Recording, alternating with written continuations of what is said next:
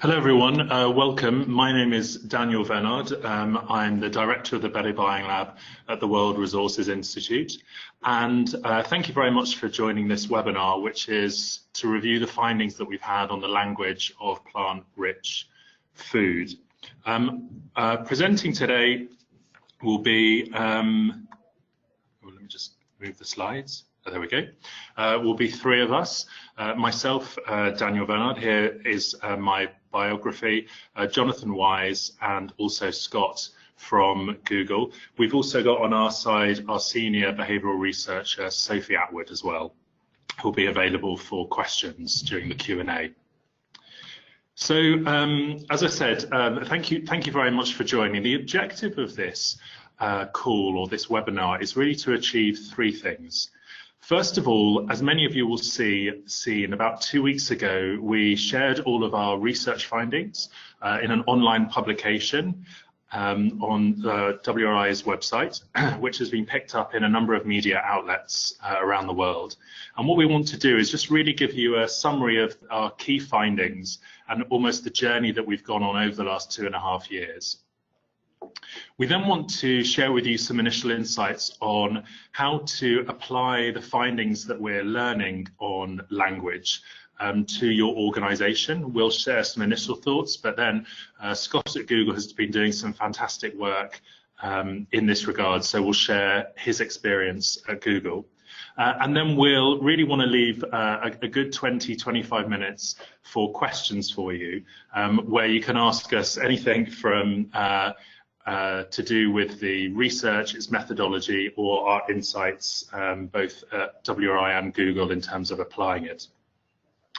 One thing to mention is that the questions, when we come to the questions, we'll be taking them from the chat feature that is within the GoToWebinar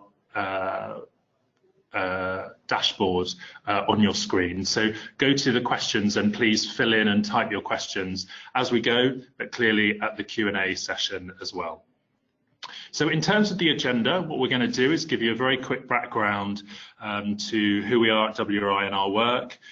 We'll then kind of talk through the language research. Jonathan will mainly do that, and then how to apply the learnings, and then we'll have Q&A.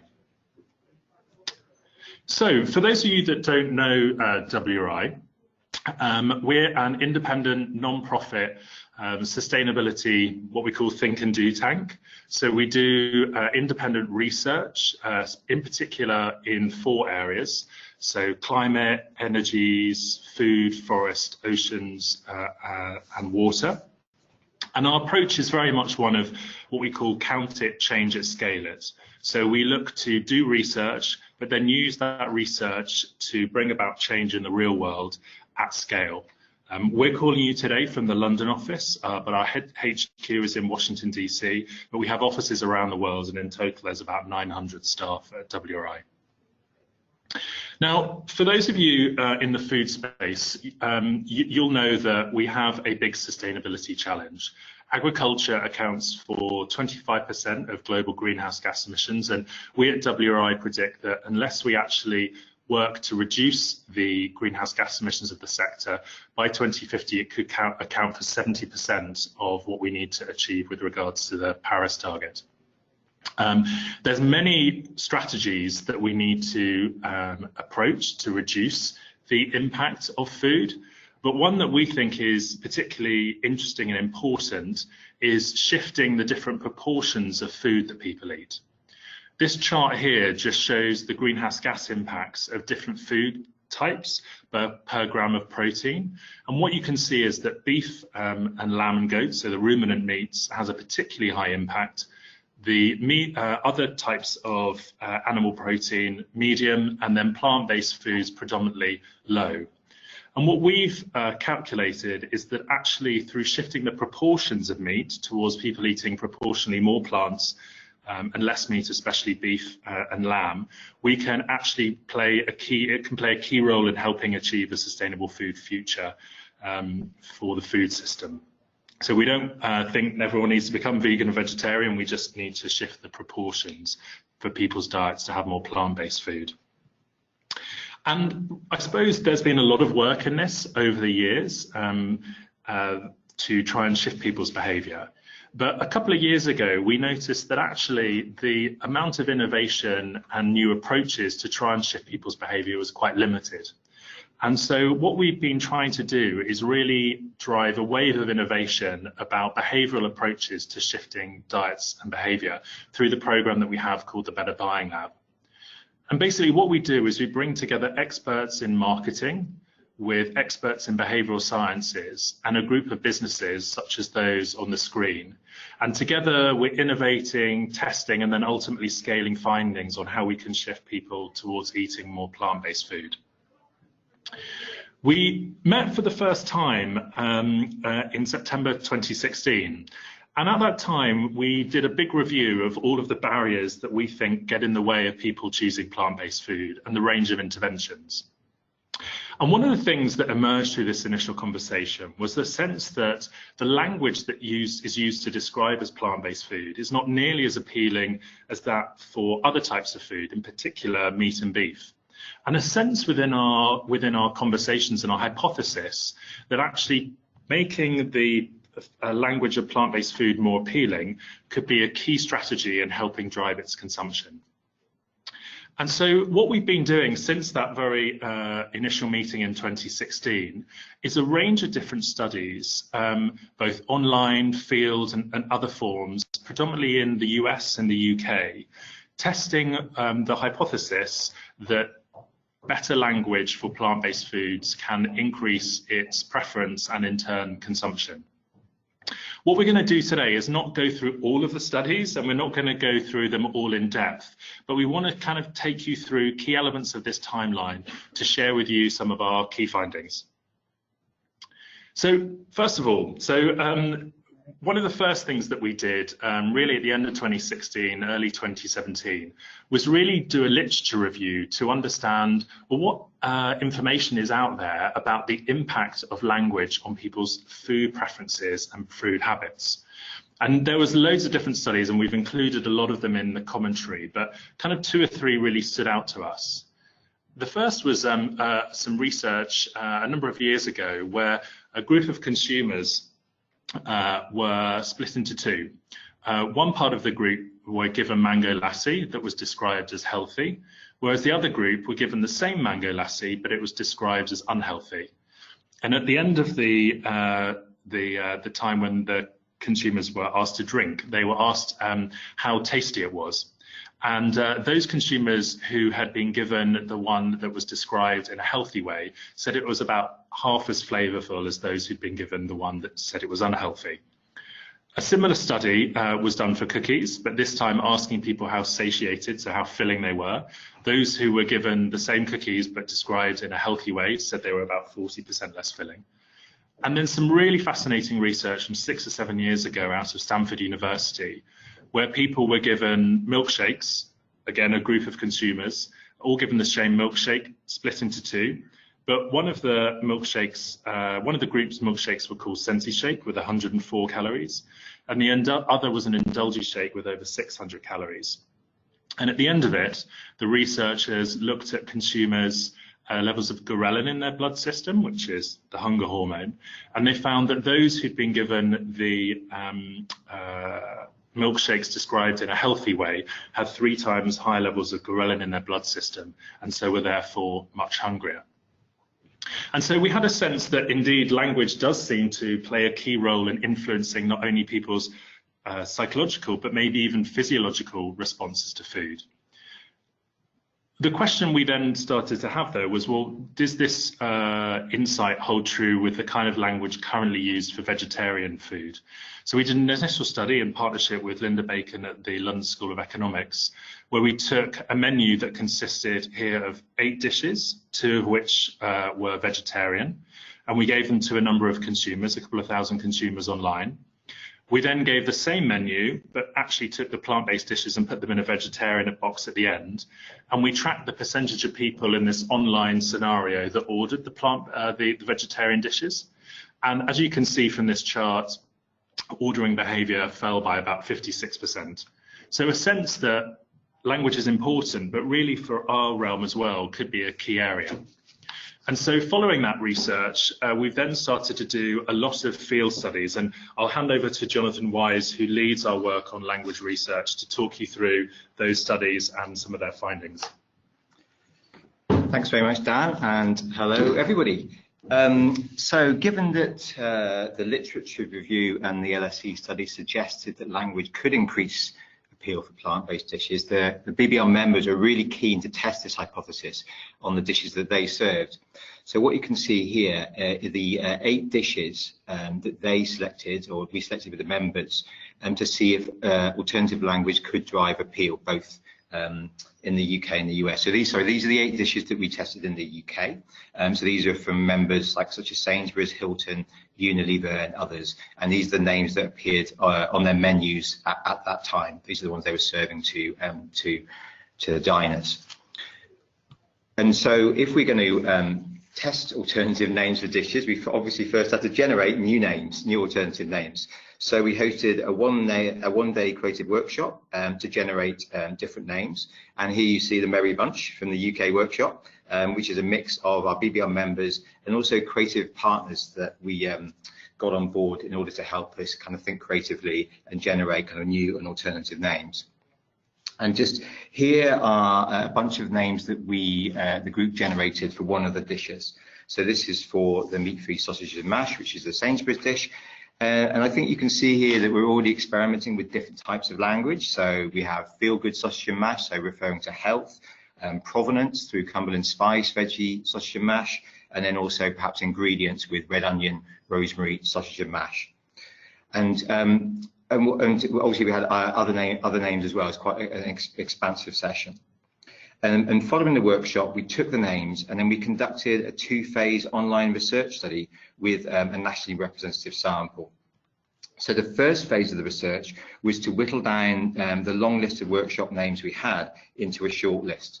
So on the left, as you can see, we asked respondents a simple question to determine the likelihood of them ordering the dish. And did changing the name, but keeping the ingredient descriptor below it, so meat-free sausage and mash with peas or carrots and gravy, did that have an effect on the likelihood of ordering? And as you can see on the right-hand side, it did. You can see that names did worse below the control name, so meat-free sausage and mash, and some did better, significantly better, those at the top. We then took the best performing names from this first phase and we entered them into the second phase. And in this instance, what we did, we presented respondents with an online menu where they had to choose what they would likely order. So you can see here that the 4th on the list is the meat-free sausage and mash. And importantly, all the alternatives in that ordering scenario were all meat-based. And again, do we find that changing the name for the meat-free sausage and mash, did that change likely ordering behaviour? Then yes, it did. And you can see on the right-hand side, the Cumberland Spice, Better Sausage and Mash and Field Grown, for example, all recorded over 100% improvement in people's likelihood of ordering that dish compared to the control name. So this is really encouraging, and I'll just show you some other results from that second phase of the study. So again, in each of these instances, the target or the control dish was in comparison to meat alternatives. So on the left-hand side, we can see field-grown breakfast rather than meat-free breakfast is driving a kind of a popularity of being 93% more popular. And on the right-hand side, this is a Hilton dish, so the curry. And when we highlight the flavour, so calling it mild and sweet rather than just the ingredients, we can see 108% improvement. So again, different sort of language here seems to be driving preference in online ordering. So this is all fantastic and very encouraging, but what about the real world? Would we see alternative names increase sales of plant-based dishes in the real world? So with one of our partners, Sainsbury's, and for those of you who don't know, Sainsbury's is the second largest UK supermarket chain, and many of their largest stores have a cafe within them for shoppers to eat. So what we did is we constructed a study where the methodology is there on the left-hand side. So we were testing 8 different names across 3 different dishes in 10 randomly assigned cafes over an 8-week period.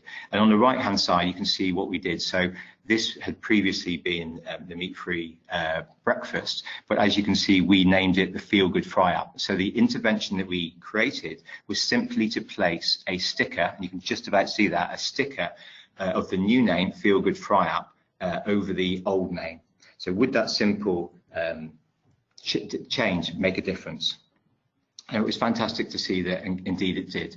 So this is for two of the dishes. So on the left-hand side, the meat-free sausage and mash, and you can see when we changed the name to Field Grown or Cumberland Spiced, we saw uplifts of over 50% and 76%. And then when we changed the name, again, just by changing the sticker on the menu boards for the breakfast, again, we saw increases both for garden breakfast and the Field Grown, which were good. And so, concurrent with the UK work, we would also been doing similar work in the States. We'd done some online study work with Yale, and we'd also conducted a field study with PANERA, which is a bakery cafe with over 2,000 locations in the States.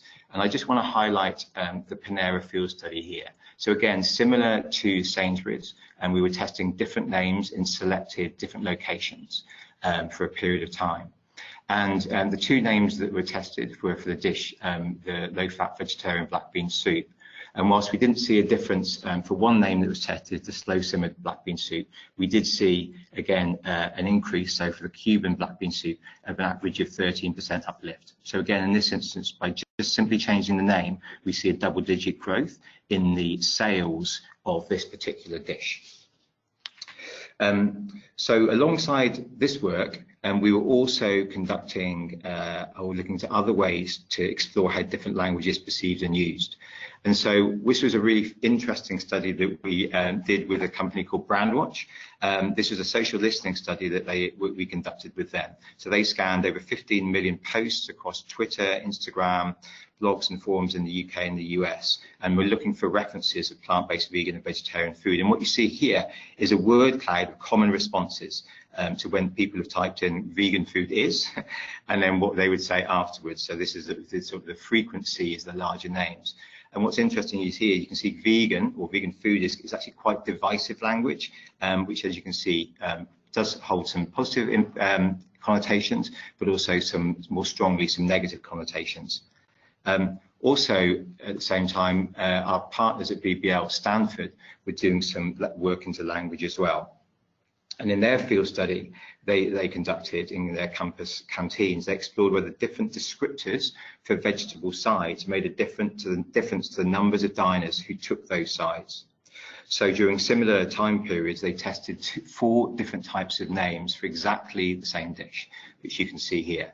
So, for example, if we take the zucchini, so on any particular day or in a particular condition, that zucchini would be labelled just simply zucchini. It could be given indulgent or flavoursome names, such as slow roasted caramelised zucchini bites, a healthy restricted name, so indicating that you were going to get less of something for a health benefit, so lighter choice zucchini, or healthy positive, something positive we were going to get, so nutritious green zucchini. And again, exactly the same dishes. Did they see any difference in terms of the amount of people who were taking those dishes as a consequence of those names being given?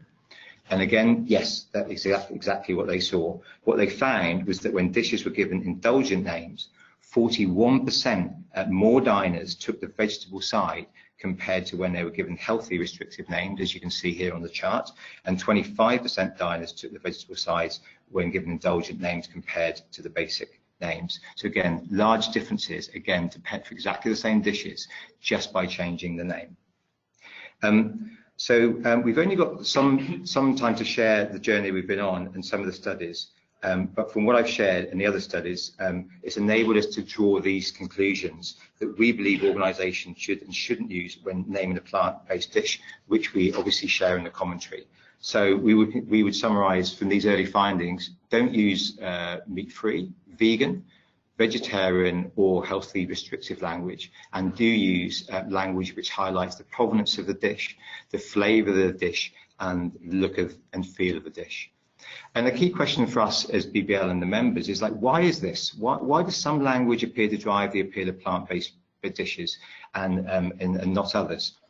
And what we found is this theory called simulations. And this is based on research that has shown that before we consume food, our brain constructs simulations of how it might taste and how we might experience it. So we take cues, for example, from language to bring forward previous memories of similar food or associations of what that food might be like to construct a simulation of what the experience of eating it will be. So if I say, you know, I'm going to have some apple pie and custard, or we're going to have some apple pie and custard, it might bring back memories of sweet, sticky apples and a slight dry pastry covered with some really delicious gloopy custard. You'd use the words apple pie and custard to create a simulation and expectation of what you'd eat. And following this clearly, using language that evokes the flavour, the look and the feel, or the places where you know tasty food comes from, can clearly help people construct powerful evocative simulations that can drive appeal. This, I think, provides a strong rationale for the language we suggest that we use in the do's. We conducted research and shared our early findings. There's still much to learn. Just shortly, just to summarise, we want to promote other people doing this research, and so we conducted last year some academic convening. On the left-hand side, a year ago this was, you can see the type of people that came to explore the research themes and questions which would further this topic, looking into the language of food. This has been summarised in a paper that is available on the website, but just briefly, what we identified with those two groups were 5 key questions. And if you go to the paper online, you can see the sub-questions that sit within these. But this is a really rich piece of work that allows us to, the community of interest in this, to be able to further this topic of what language seems to drive appeal for plant-based foods. So it feels like we've been learning a lot, but we wanted to share it. So what have we been learning, and how we might be able to share this capability with others? And I feel what we've learned is this idea from the online and field studies, this idea of selecting the dishes, then generating the names, then testing the names, and then applying the learning. And if that's what we're learning, then what can we do to help others do similar? And what we did, and what we've done, is basically create a creative workshop format. So this is based on the one-day workshop that I mentioned earlier, but a much cut-down version. It's 90-minute format. We converted the do's into 5 creative exercises. So as I mentioned, provenance is one of them. So on the right-hand side would be a creative exercise to engage people in the workshop around thinking about the dish through the lens of provenance. The participants work on their own dishes, and they generate a long list and select the best. And I think it's really interesting and key to have people of mix of different experiences.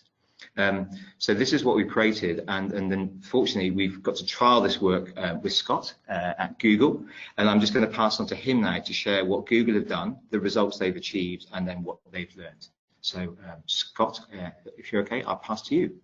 Thanks, Jonathan. All right, so as Jonathan mentioned, we were able to actually co-create and build and test this toolkit at Google.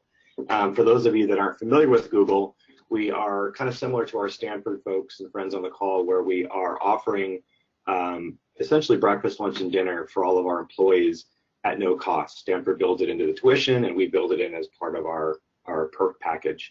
And with that being said, we're slightly different from retail, and where people come into our establishments and anything goes. They can take whatever they want as much as they want. So we're challenged with how do you deliver a program that's enticing and delivers what people want, but how do you also deliver on something that people need?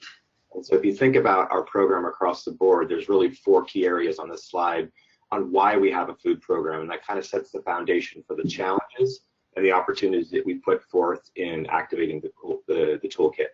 Next slide. So what we ended up doing is we thought about how to create a train the trainer program, and we wanted to ensure that as we are a global company, that we had a diversity represented on different sites throughout the world in our training. So we had a variety of sites from the United States, including cafeterias, some of our data centers, as well as cafes within Europe and abroad be part of this. And the idea was that the Train the Trainer deck was put together as simple as possible with a good amount of visuals. But the key area that was so important was that this is not something that in traditional Google format we would just send out over the web or a webinar and ask people to read and do. We really needed to get people together and show them the importance and the power behind language and that language matters, and have them work together as a team. Next slide. So some of the results, and these are initial results, which we've actually seen the initial results mirror to today. So this was close to about a year ago, and we've implemented our what we call descriptive dish titles, which is essentially the embellishment on a title of the dish only, so not the ingredients, but the title in our vegetarian, vegan, or in this case, plant-based items, as well as plant-forward items. So those could be items that are predominantly plant-based, but might have a small amount of meat or fish in there. And the results that you'll see on the next few slides is starting with the Bay Area where I'm based, showed something as simple as lentil stew, which would be a very simple title for a dish, very direct, moving to something with the same ingredients being more highlighted and embellished to Moroccan spiced lentil. And you can see that that was a 70% uplift. Now, again, this is not purchases, this is consumption. And so we know through our records and data that essentially the guess, when put in front of a more enticing title, shows that item 70% more of the time. Across the board, you can see that some of these upticks were higher and some of these were lower, as low as 25 in this slide. And on the last item, some items like a falafel didn't change at all when you tried to embellish it. It was about taking a title that they were familiar with and actually leaving it alone. So we learned what to change and what not to change. Next slide. Similar results in our data centers. So data centers have a very different workforce. These are men and women that are looking for high calorie, high dense items because they are literally on a data center floor, lifting hundreds of pounds a day and walking sometimes up to 25, 30,000 steps a day. So they want a lot of calories, and they also don't want you to start messing with their food. And so they were very, very clear about, they understood what we were going after, but you could see that we still had similar results. We had as low as 30% and as high as 53% uptick, depending on how we titled the dishes. So that was another great example there. Next slide. So some key learnings that were probably one of the most important parts of the collaboration with our teams is actually sitting down after the fact, after the creative workshop took place, and figuring out what was so successful about changing these titles. You could easily say, hey chef, lock yourself in the office and come up with a bunch of great names, and sometimes that would work.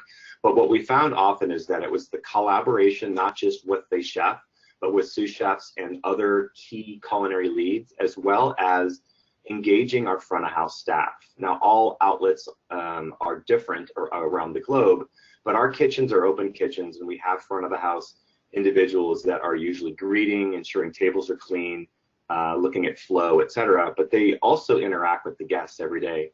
And one of the biggest takeaways is that the benefit of having the front of the house engaged in the process, part of the process, was that they interact with the guests more so than the culinarians sometimes do, and they were the ones that were key to being part of this process. And so that was one key takeaway. Another thing that we realized in bullet point 2 is that when the chefs started to think about not just calling something the veg plate, as we've all heard years ago, but really starting to think about a creative title, that they were more cognizant of the necessity to ensure that they delivered on the key terms in that title. For example, if they said something was caramelized in the title, they then realize that on that execution of the dish, they better darn well caramelize it, not just halfway do it. So they were actually a lot more cognizant of the execution of the technique, which was an interesting finding that we didn't expect. Next slide. To kind of give you some idea of scale, we rolled the expectations out as of last year in our largest sites that you can see on the globe here, and this is at a minimum. And of these sites, these are not individual sites, these are campuses. And so in San Francisco, where I am today, you might have 5 or 6 cafes within there. Zurich, you may have the same. New York, you might have double that. So we hit a good 3/4 of our portfolio around the globe in ensuring that our largest sites started and then our smaller sites followed with the Train the Trainer program expectations. And that is something again that we rolled out as of last year, and we're still in the process of collecting a lot of the key insights and data on how we've proven that language actually does matter. Next slide. Some quotes that we had from the chefs and from the front of the house team. After each of the workshops, we would ask everyone to do a debrief and share their learnings. The first thing across the board is they had a lot of fun with it. Everybody that we spoke with appreciated the opportunity to actually get out of the kitchen for a few minutes and get out from behind their laptop, which is how they spend most of their time if they're not cooking, and actually work together as a team. And they found the information in the toolkit not only very helpful, but extremely effective, and they were happy to put in the time that it took to make this work.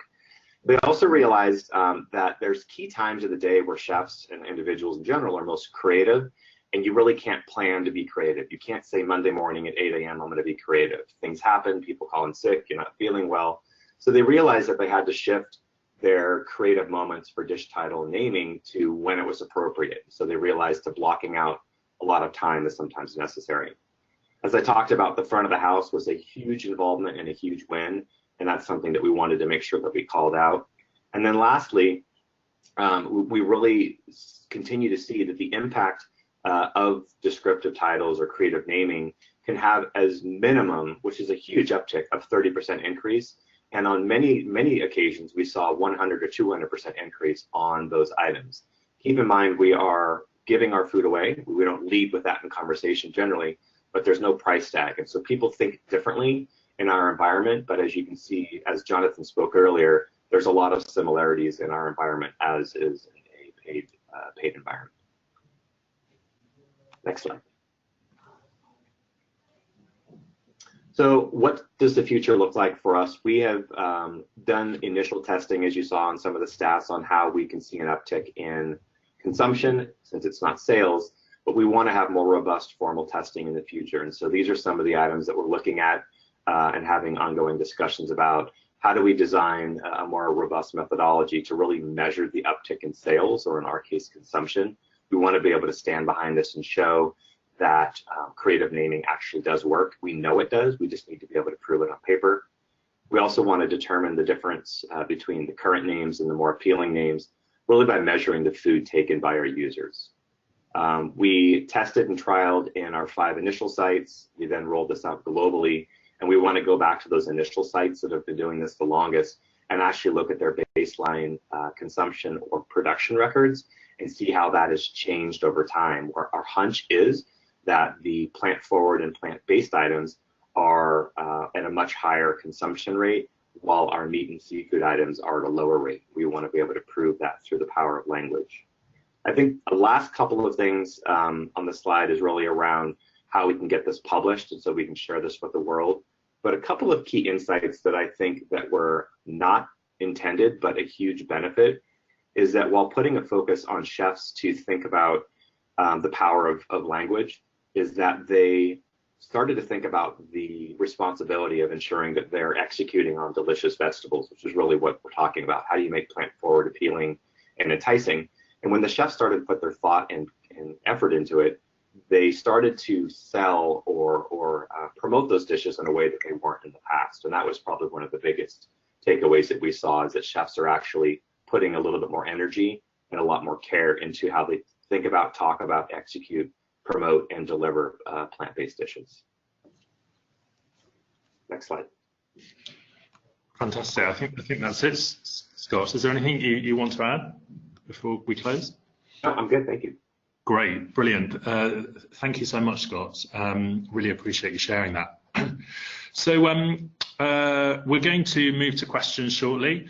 Just to let you know, there have been a couple of questions on, is this recorded? Will you share the content and the slides? Yes, we will. We'll share that afterwards. The material that we've taken you through today a lot of it is available online. So if you go to betterbuyinglab.org, you'll get a link to the commentary, and you'll also see all of the online and randomized control trial field studies that we've done. Within that, it not only shares the results, but our methodology, if any of you are interested in replicating it. The commentary also contains links to the key literature that we think is insightful and instructive in this space. So that's all embedded within the commentary. Also on the betterbuyinglab.org is the research agenda overview that Jonathan mentioned, and we've also just uploaded a one-page summary of the do's and don'ts. So for you, those of you that want to use it within your business or with your staff, we've summarized it into a one-page summary. We also include here Jonathan's email. If any of you would like further information on the toolkits or on support with any online research or creative naming, or even application of this research agenda to other areas, do please get in contact. We'll be very happy to share and to collaborate with you. Great, so that's the presentation. What we want to do now is turn to questions. Just to recap that we have the question chat box.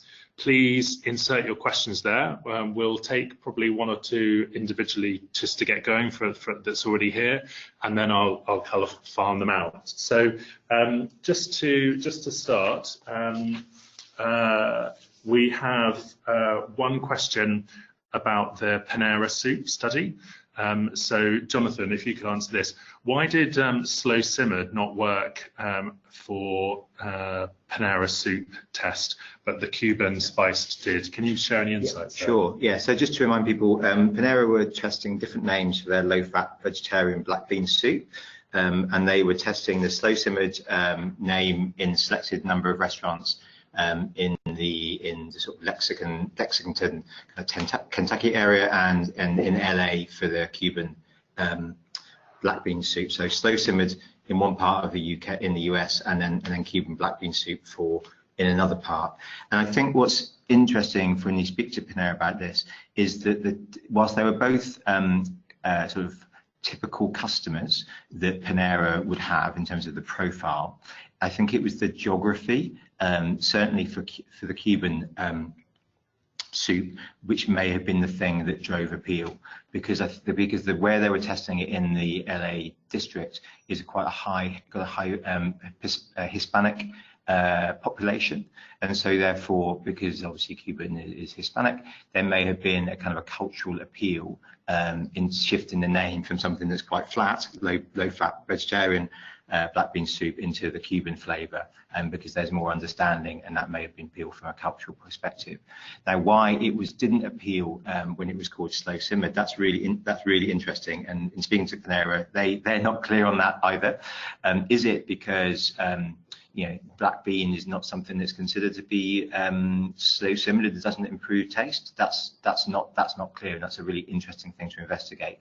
But I think certainly from the Cuban, there's some indication of why that's the case. It also, I think, highlights just the nuances of what works and what doesn't work in terms of language, and in this instance, just the geography and the target audience tightness, I think, may have an implication in terms of what language appeals to particular audiences. So I hope that answers that question. Great, thanks, Jonathan. I'll take the next one, and then Scott, I'll turn to you for a couple after that. So the question was, do we have any plans for similar research in low-income countries such as Brazil and China? Yeah, good question. Yeah, we do. Right now, I suppose our research has obviously been focused in the Anglosphere, so English-speaking countries and high-income countries. We're really interested in, does this strategy have an impact in cultures, different food cultures, and also countries with different linguists and structure, and also in lower income countries? So we've actually just started work in China. We've just completed a piece of research trying to understand Chinese food culture and also linguistic norms. And we actually have identified 6 dishes, and we're in the process of testing 6 alternative names. Actually, though, against a range of alternative types of language. So not just healthy, but also thinking about prestige as well, for example. So yes, so we're in the middle of that research, and we'll be sharing that throughout the year. So Scott, a couple of have emerged for you. One of them was, have you seen a long-term effect in people choosing the dishes that are named in a positive way? And the second one is, have you seen any cost savings associated with this? So the first one's easy, yes. As far as the long-term effect, we know through a variety of levers, and I should be transparent in saying that we have a lot of different areas that we focus on in moving people to more of a plant-forward diet, and that includes behavioral science, positioning, conversation, etc. With the descriptive dish titles alone, we know long-term that it works. What we've also figured out at the same time is that you can't set it and forget it, meaning that when you have a title that is put on a dish, you sometimes need to refresh that title, and that could be for a variety of reasons. It might just get a little stale. It might no longer be locally relevant. It might be that you are using that title in a different location where the demographics don't necessarily agree with the wording, or it just doesn't quite feel right. So the important key thing is, yes, we've seen a long-term effect, but if you start to see a dip, which means you need to measure it, that you should look at why that might be the case, and you may have to go in there and slightly tweak some of the wording, which is why we did not share out the buzzwords, the titles across the world to say use these. We said come up with your own. On the second area around cost savings, it's too early for us to tell. Depending on how the menus are written, you could argue that with an increase of plant-forward items being sold or distributed on your menu, you could argue that that could be less expensive, but you could also say that plants require more effort and more skill set to execute, therefore could require more labor. Our hope in the research and study to come is to prove that question, the hypothesis that you can actually have some sort of a cost savings and then reinvest that into the program, although we have not determined that at this point. Great, thank you, Scott. Question for you, Jonathan. The question is, you talked about vegan and vegetarian labels. Do you have any insight on plant-based? Yeah, that's a really interesting question, because that's a word that we use quite a lot, plant-based. I'll refer back to the BRANDWATCH study. So that was the study there we showed the word cloud for vegan food is. When one of the words that they also looked at was around plant-based. And what was really interesting about that, in the conversations we had, was it feels as if it didn't hold much emotion. There was not much emotion in terms of the words that were associated with it. And I think also it just felt it didn't have much sort of texture to it. It would sort of appear and it wouldn't have any kind of depth in terms of associated words. And so it feels quite sort of, I don't say like hollow, but it's a word that is all-encompassing, but perhaps means very little. So the ability, therefore, is, can you give it meaning, or can it have meaning? So I think that's one of the things we found. I think that's also there's a symmetry there with the fauna analytic study, where they were also looking at the effect of different language. And again, plant-based food, the language of plant-based wasn't seen as particularly attractive. So yes. Great, thank you. So a number of questions coming in now. So there's an interesting question here. So the question is, what if the techniques you mentioned are used for the whole menu? So not just used on plant-based or plant-based dishes. Would that consumption of the more plant-based dishes still increase? Good question. We haven't tested that. I suppose our sense is that the language is most effective when it's used to amplify the taste, the provenance, the flavour. So basically better marketing of the plant-based dish. So ideally, clearly, if other dishes were named in a basic way or were written in a way that makes them unappealing, we'd see that being amplified. But we haven't done that test. So our recommendation for restaurateurs would be, if you really want to drive this agenda and really transition people towards plant-based food, maybe consider using basic language for meat-based dishes, but actually use this more sophisticated, nuanced language for just plant-based dishes. But as a norm, we suggest applying it to everything. Hey, Daniel. Yes. One what you said, and we actually had to be very explicit with that because the chefs found that the language matters, and they wanted to start getting their meat and seafood dishes to be more exciting, and we had to explicitly say, do not do that. We didn't dumb it down and have them reverse what they did on meat and seafood, but we specifically asked them not to change it, and it's hard for them to do that. So I think that was a great question and a very good call out to explicitly not embellish meat or seafood and put that in the guidance. Fantastic, that's great. Thanks, Scott. Question for you, Jonathan. Have there been, they said interesting results at Google, but question about the research broadly, have there been any tests in unsubsidized environments where people have a choice of dining options? Yes.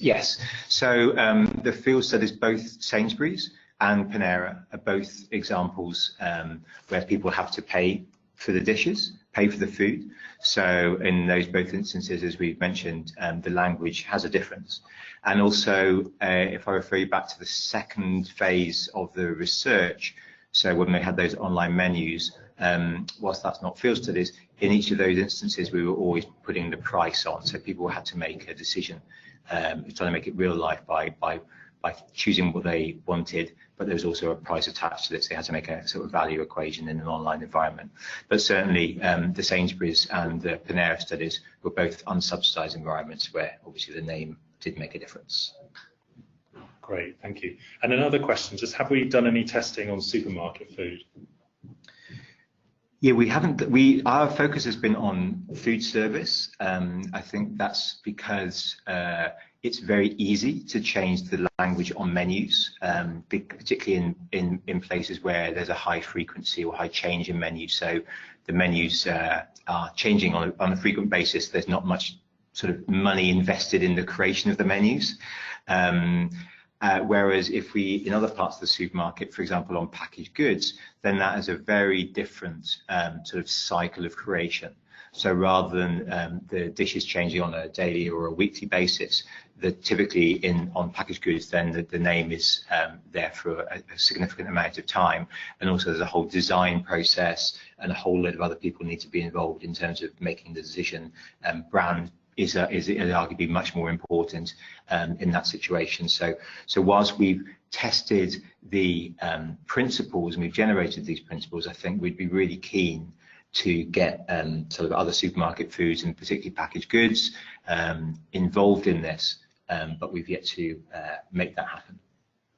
Great, thank you. Now a couple of questions coming in about the impact of language on certain types of cuisine. So I'll ask both Jonathan and Scott if you can respond to this question. I'll just choose one from Kira that is indicative here. So are there certain types of certain cuisine types that tend to perform better? For example, many types of Indian food is a naturally more plant-based, plant-forward, as opposed to using a meat alternative in a traditionally meat-filled meal. Scott, do you mind if I turn to you on this one? Sure. I know that Jonathan has a lot on this as well. I know that you have to think about this locally, so don't just assume that if something works here in the States, that it'll work in Europe. But I know that in California, where I'm based, Latin is huge. Everyone loves a great taco, so anytime you talk about, chili or Latin influences, that works well. Something that's been very trendy lately over the last few years has been Moroccan, African. So anything that you could do to hit on something that is kind of in the trends, and you can use any trend report out there or a Google trend report to really see what people are searching for. And we've used that. So you can go to the trend reports and find what are the cuisines that people are wanting to learn more about. And to your point, Daniel, many of the cuisines that are trendy are actually plant forward out of necessity over the centuries. So I would say the first two that would lead would be probably Moroccan and Latin, and there are several others.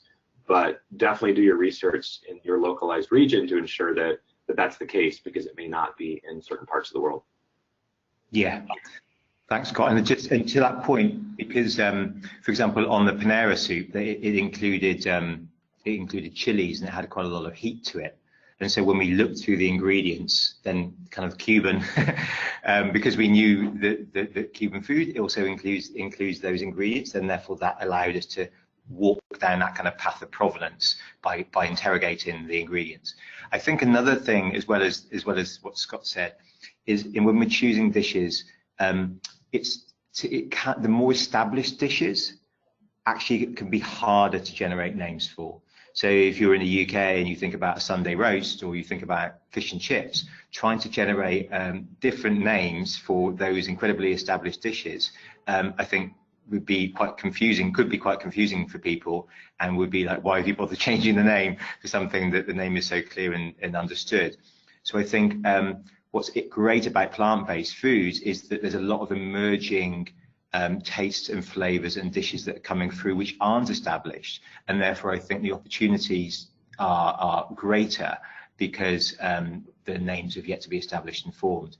I think that maybe that's a way of increasing the likelihood of this work being effective, because it's quite a newer field, and perhaps in relation to some sort of more established meat-based dishes. So I think the kind of the scope for this is really wide.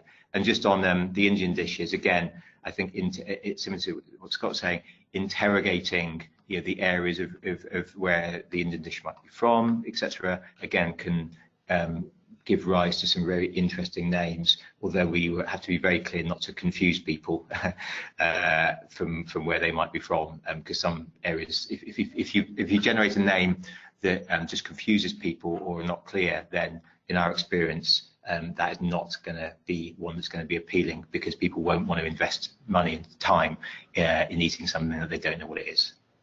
Great, thank you. I'm going to just take off a few myself, just the quicker one. Will you continue doing this plant-based research into the future? Yes, we do. I mentioned the China research. We're also looking right now at language for blended burgers, and we're also interested in researching what's the right category language. So obviously this research here is focused on what do you call individual dishes, but currently, if one did have to put food into a box that was plant-based, do you call it plant-based, do you call it vegan, do you call it vegetarian? Are there more engaging names for the whole category? So we're interested in that. And we're also particularly interested in the language of plant-based food for other categories. So, for example, in the dairy industry, what's the right language there potentially? So if you're interested in any of that, get in contact with us. The other question was, what's the scope of this for the type of language to be used on frozen meals or frozen foods, as opposed to just restaurant-based meals? Our sense and our hope is that these are quite universal principles that can be applied, whilst we've done the research within a restaurant environment, can be applicable to those different occasions and product formats. We'd love to do some research and work to see if there's a slight nuance and difference there, but our sense is that these are broad principles that can be applied. And I think just on that, with regard to, say, the ready meals and the frozen meals, also in a supermarket environment, it's also important to consider where they are. So, for example, ready meals, the vegetarian or plant-based dishes may be next to the meat dishes, for example, where the Indian food is all placed. And so actually increasing, using different language might draw people away from the beef and the chicken into the plant-based if it's right. Whereas for example, in frozen, typically in the UK anyway, the plant-based or vegetarian dishes are sectioned in one particular area. And so, they might be, as a meat eater, you may not go there because that's the vegetarian area. So is there a different name for that area? Or is it maybe better to start with the ready meals, because it might be easier to switch people there rather than not? So just building from this, a question again, Jonathan and Scott, for both of you, a number of questions about, if we don't use meat-free, vegan or vegetarian language, how should we identify it as not including meat or animal products, especially for those people that are vegan and vegetarian? Is a V logo okay, or should there be some other approach? Great question. So I think starting off, it depends on what your local jurisdiction asks you or mandates you to do. At Google in the Bay Area, California, most of the US, we can get away with not describing it at all, but within Google, we do put in the term vegan or vegetarian on our dish cards, and that's a global policy. We are thinking about removing that and going to a symbol because the symbols are less obvious to those that are not looking for it. I think to answer the question directly is people that are looking for vegetarian and vegan items will find it. Depending on how you label, they will look at the ingredients or they will ask. And I would say always lead with flavor, lead with what the dish has, and don't celebrate or don't call out what the dish doesn't have. Talk about what it delivers on, and follow any guidance that you currently have to ensure that individuals looking for specific or looking to avoid specific items can find it. And that would be my advice, is skip the vegan, vegetarian unless you legally have to. Anywhere on the dish card, go with symbols because they're a little bit less obtrusive, and really talk about highlighting the deliciousness of that vegetable dish, which hopefully those vegetable items are just as, if not more, craveable and flavorful than the alternative, which is easy to say, hard to do, but that's what we're really talking about. Great. I totally agree with Scott, and I think there are some legalities, I think, around to what degree do you need to include some kind of symbol to indicate that it's vegan or vegetarian. And I think also there's just it's how do you make reference to the vegan thing so that the vegans can find it? As Scott said, that many will, but I think maybe there's a way of being playful around that as well. I think I saw some packaging recently where they'd taken vegan out of the headline, and then underneath they'd said something like also enjoyed by vegans. So there's a way of just being a bit more playful. It's indicating that this is suitable for vegans, but it's not. It's gone from the headline to somewhere below. Great. Well, I'm just going to pick off two last questions and answer them, and we're coming to the end here. So just two questions. Have we tested the term climate friendly? We haven't tested it in any of our specific language tests as yet. Our hypothesis is that building from this concept of simulations is that it doesn't create positive associations necessarily with how the food will taste. So we sense it would probably be not a very effective piece of language, but we haven't done that yet. And then lastly, a question of how are we kind of scaling and sharing these findings broadly? I suppose our main approach has been to try and open source and make these available. We're really pleased that the commentary that the publication that we announced 2 weeks ago has been covered by about 650 outlets around the world. And events like this, we're going to be doing regular webinars sharing insights and knowledge. So that's one of our main routes. The other route is that, just as an aside, we at the World Resources Institute, along with a number of other groups like the UN and Healthcare Without Harm, have a program called Cool Food, cool as in the opposite of warm. And that is a platform through which companies that provide food to employees or sell them to their consumers or offer them to their hospital patients can commit to reducing the greenhouse gas emissions of food, and then we work with them to implement nudges such as these and other forms of behavioural interventions into their operations to help shift diets.